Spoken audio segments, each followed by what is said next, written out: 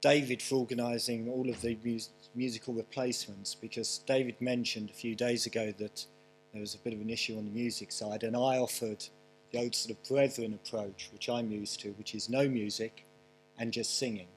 And when I used to go to my old brethren church, I was infamous for being the one who sang out loudest, but being totally off key. So you can all be really grateful today that the musical team arrived in replacement and you didn't have to hear me singing off key. The second thing is, thanks for inviting me back, because the last time I was here I got a number of us, all of us, to sing old gospel hymns, you might remember. And so I'm very surprised to be invited back. But I'm delighted that some of my guests have arrived, particularly Linda, because Linda, you won't be aware, but the last time I spoke in introducing the Beatitudes, I spoke at the end about that lovely video you circulated about the lady with dementia. Okay? And the Bible told me so.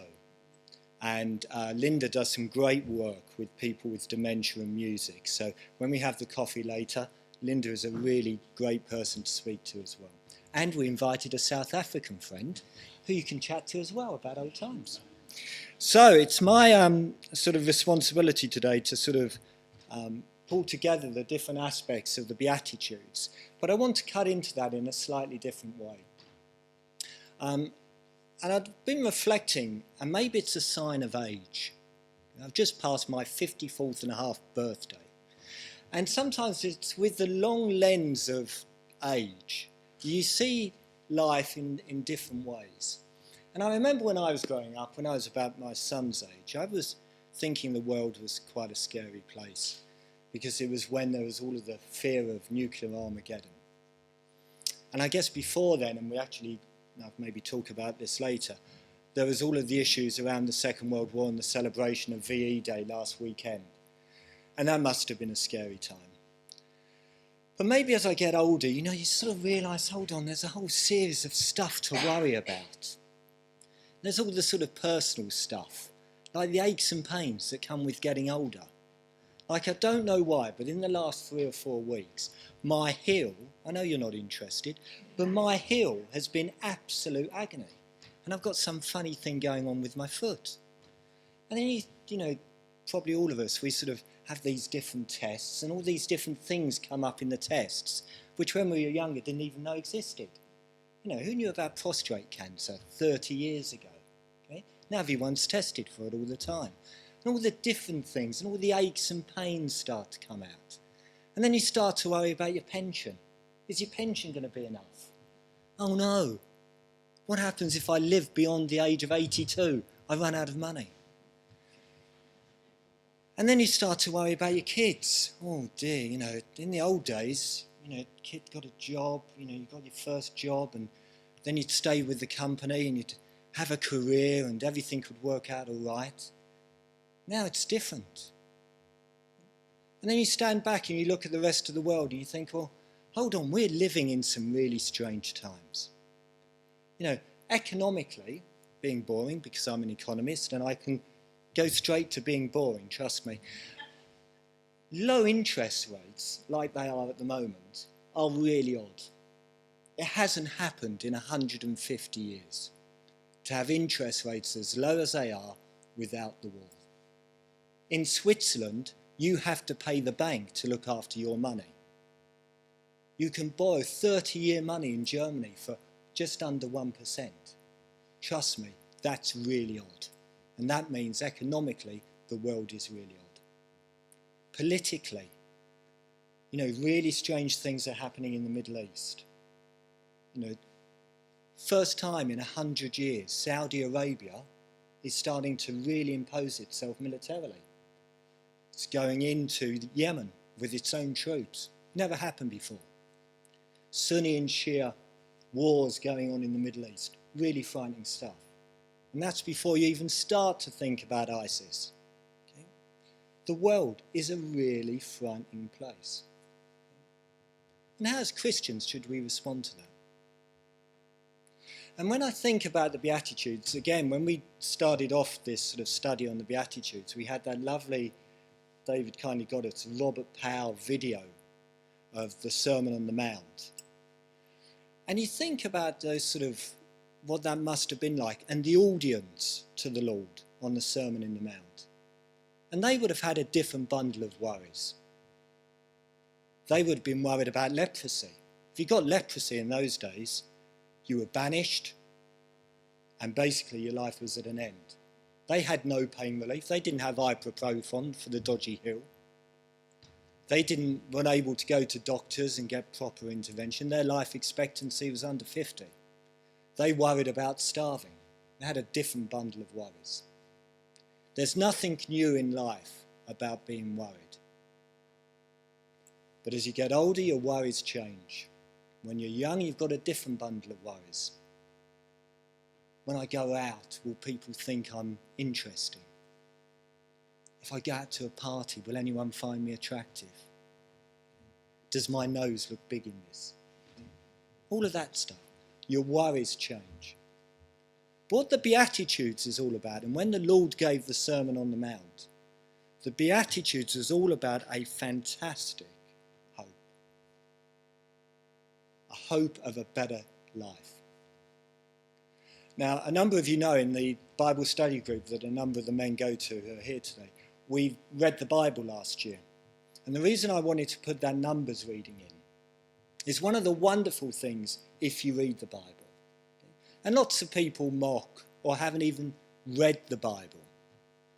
But the wonderful thing about that numbers passage is it's, for those of us who know John chapter 3, it comes before John 3:16.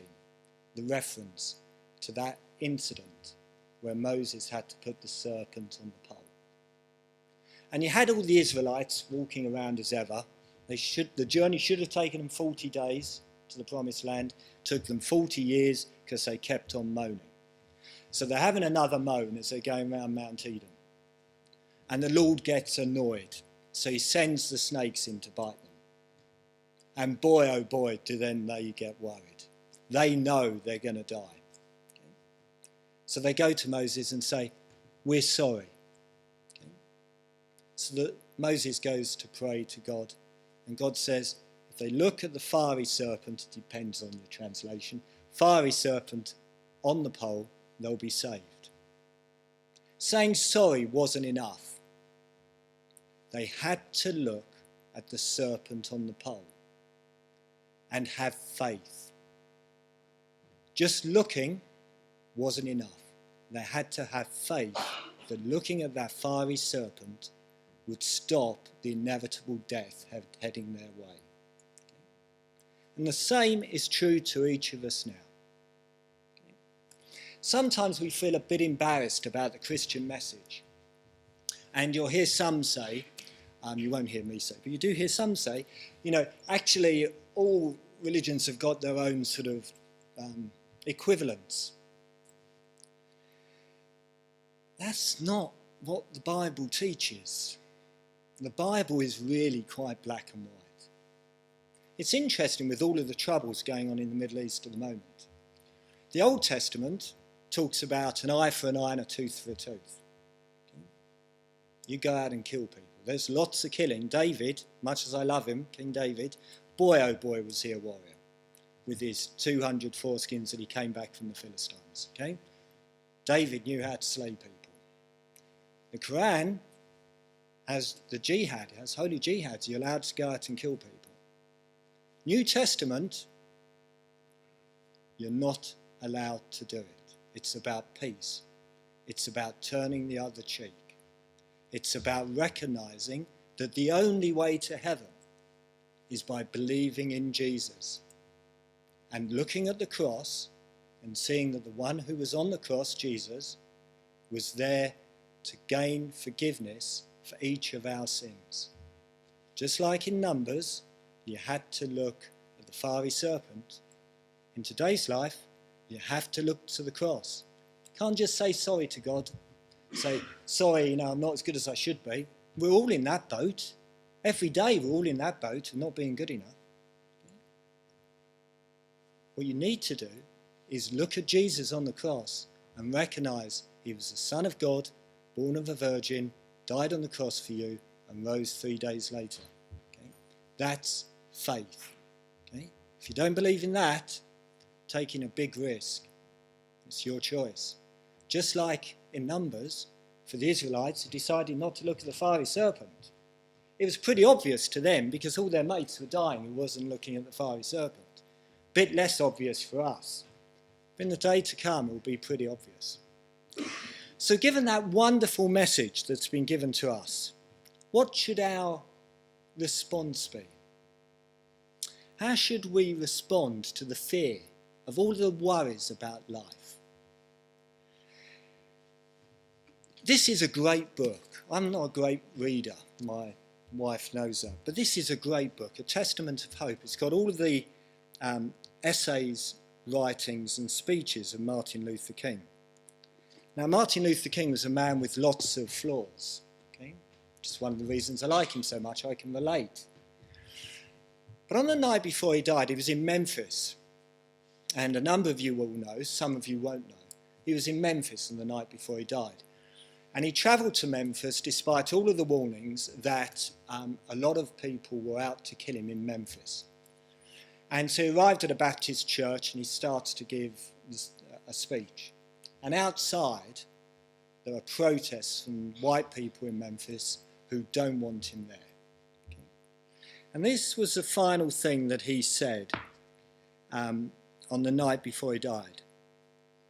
He said, well, I don't know what will happen now. We've got some difficult days ahead, and that's true for all of us. But it doesn't matter with me now, because I've been to the mountaintop, and I don't mind. Like anybody, I would like to live a long life. Longevity has its place. But I'm not concerned about that now. I just want to do God's will. And he's allowed me to go up to the mountaintop, and I've looked over. And I've seen the promised land. I may not get there with you, but I want you to know tonight that we as a people will get to the promised land. And I'm happy tonight. I'm not worried about anything. I'm not fearing any man. Mine eyes have seen the glory of the coming of the Lord. Following day, he was shot dead. All he was interested in was doing God's will. Okay. Now, for the believer, okay, we've all been to the mountaintop. We may not recognise it. We've all seen the promised land because it's in the Bible. Okay. Promised land is an eternity of love and joy with Jesus in heaven. Okay. We've all been to the promised land. Okay. And we know we're going to get there. But he wanted to do God's will. But what does doing God's will? You know, sometimes you wake up in the morning, you think, hold on, what's God's will for me today? And you can sort of pray for it, and that's a good thing to do. Okay, God, tell me what to do, you know, to do your will today. But that's difficult. To always know what God's will is in a situation. And Denzel Washington, okay, I'm using lots of cultural references today. Denzel Washington, a couple of weeks ago, gave a speech at Dillard University in America. Now, Denzel Washington, for those who don't know, is a very, very successful American black actor. And Dillard University, for those of you who don't know, is a mainly black university, which he just scraped through. And he was invited back to give the sort of celebratory address for those who had just sort of graduated. And he talked about lessons of life. And the first thing he started to talk about was, and it's worth looking up on YouTube, but the first thing he started to talk about was how when he became an actor, he went home. And he said, Mum, look, I've just been in my first really big film. I'm now a big star. Look what I've done. You must be proud of me, Mum. And so his mum went up to him and gave him a whack around the head. And she said, do you have any idea who's been praying for you? I have, your aunties have, everyone at church has been praying for you. And he said, I realised at that point, it wasn't my success, it was the answer to prayer. And he said, I've got 4 life lessons for you. Now I'll tell you the first one. The first life lesson from Denzel Washington is always put God first. In my opinion, if you want to know how to do the will of God, every day wake up and think, I'm going to put God first in my decisions. I'm not going to think about me. I'm going to put God first. And I'm going to try and understand what God would want me to do today. Put God first. I think that's really a great lesson and challenge for all of us. Because every day, most of us are busy with stuff. The stuff of life. Cleaning the house, getting the kids ready, making sure the kids are clean, feeding the kids, tidying up after the kids, worrying about the kids, okay? Going to work, coping with all the rubbish at work, trying to cope with colleagues, boring meetings, all of that stuff. That's the stuff of life. How do we pay the mortgage? My heel's hurting. I'm worried about this. I'm worried about that. Okay? That's the stuff of life. Okay? If we put God first, just think all the time that he's beside you. It's a great thing about being a believer. You're never alone. He's beside you. Okay? Recognise that. And what I do is I'll quite often say, I don't sort of say it openly because I'd look a bit of an idiot in some of my meetings. Okay? Say, God, what do you think I should do? Okay? I've got to make a decision. What do you think, God? Trust me, in the office, people would think I'm a nutter. Okay? But I say it to myself. I always try and reference and get God's input on things. Okay? I've met many successful people in my business life. I've met many chairmen and chief executives of the biggest companies in the country. I've met and I know quite a few billionaires. Okay? Trust me, none of them have impressed me that much. Okay? Being so-called successful and wealthy, in my view, is unimpressive. The people who have impressed me the most are the people who have put God first. I remember going fishing with a full-time evangelist in Tinnerbrook in Scotland who had nothing. Didn't know where next week's money was coming from, but he had total faith in God. They're the people that impress me. The people who put God first. Okay? See you more clearly, follow you more nearly, love you more dearly. And my final thought is, and some of you who are at the men's breakfast, there's a men's breakfast every Saturday, second Saturday of every month. You're all very welcome. Okay? David Major, bless him, always comes along with a sort of a thought for the week, and we love him for it. David isn't here this morning. David, for those of you who don't know, is about 92. And last Saturday, it was the second Saturday of the month, so we were talking about VE Day. And I'd just like to share an aspect that came out in conversation on that. And that was about Churchill. Because VE Day was obviously Victory in Europe Day. And for me, one of the really powerful things about Churchill was he recognised two things at the start of the Second World War. The first was we had to fight Germany. Now, none of us in this audience were around at that time, but anyone who's looked at history will know Churchill was basically a lone voice in the cabinet saying we had to fight Germany, that we had to fight evil. Everyone else, Halifax, everyone else said, let's go for appeasement. Even in the country, all the opinion polls were saying, let's not fight, we don't want another war. Churchill recognised we needed to fight evil.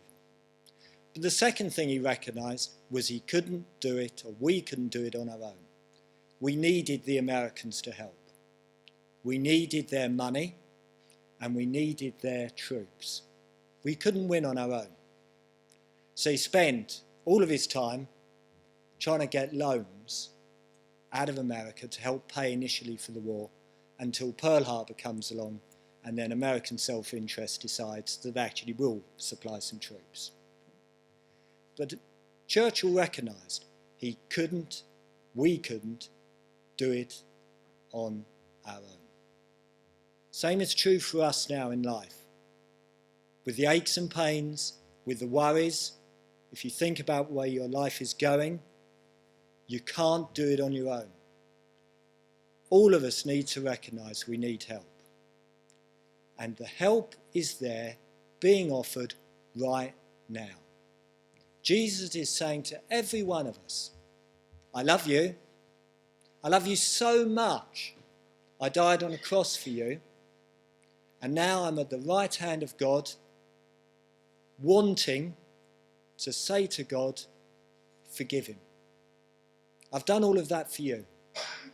All you have to do is say thank you. And I believe you. And I believe in you. And then all of the worries of this world, trust me, will become far less significant.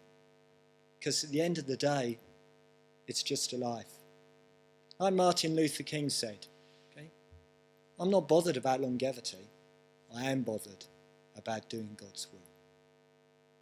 So I'm sure if you've been for all of the talks on the Beatitudes, you will have enjoyed them. It's wonderful. Reading the Bible is the most wonderful thing to do. But in life, if you want to get rid of your worries, trust in Jesus, because he loves you. Thank you very much.